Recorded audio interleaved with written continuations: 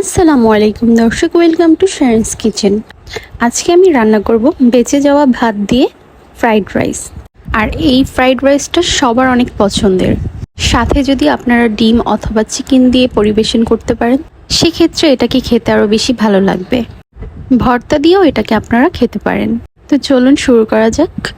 প্রথমে আমি একটা প্যানে তেল নিয়ে নিয়েছি। এবার এতে দিয়ে দিব পেঁয়াজ কুচি। পেঁয়াজ কুচিটা হালকা একটু ভেজে নিব, যেন এতে করে পেঁয়াজের কাঁচা গন্ধটা চলে যায়।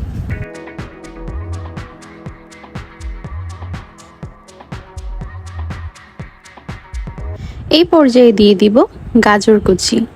আপনারা চাইলে ঘরে থাকা বিভিন্ন সবজিও আপনারা এখানে কেটে কেটে দিতে পারেন, সেক্ষেত্রে এটা আরও বেশি ভালো লাগবে। তো আমি শুধু আজকে গাজর আর ডিম দিয়েই রাইসটা বানাবো। দেখতেই পাচ্ছেন গাজরটাকে একটু ভালো করে ভেজে নিতে হবে, যেন ভাজতে ভাজতেই গাজরটা সিদ্ধ হয়ে যায়। তো এই পর্যায়ে আমি একটু স্বাদ মতো লবণ দিয়ে দিচ্ছি। এরপর ভালো করে নাড়াচাড়া করতে হবে।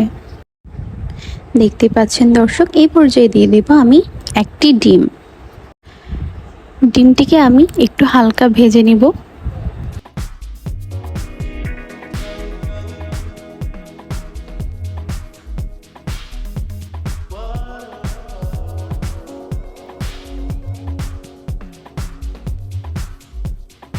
তারপর সব কিছু একত্রে মিক্স করে নিতে হবে।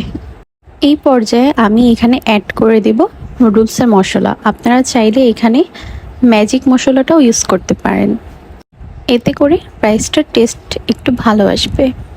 বাচ্চারাও এই রাইসটি অনেক বেশি পছন্দ করবে।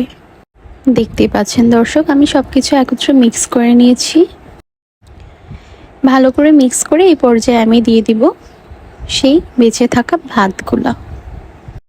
ভাতটা অবশ্যই ঝরঝরে রাখার ট্রাই করবেন, কারণ একটু ঘেমে গেলে সেটা আর এখানে ভালো লাগবে না।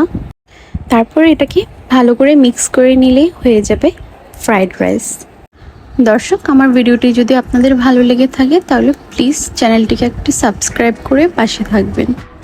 বাসায় যদি অতিরিক্ত বেশি লোকজন থাকে তাহলে আপনারা ইজি রেসিপি হিসেবে এটাও দিতে পারেন, দেখবেন সবাই অনেক বেশি পছন্দ করবে।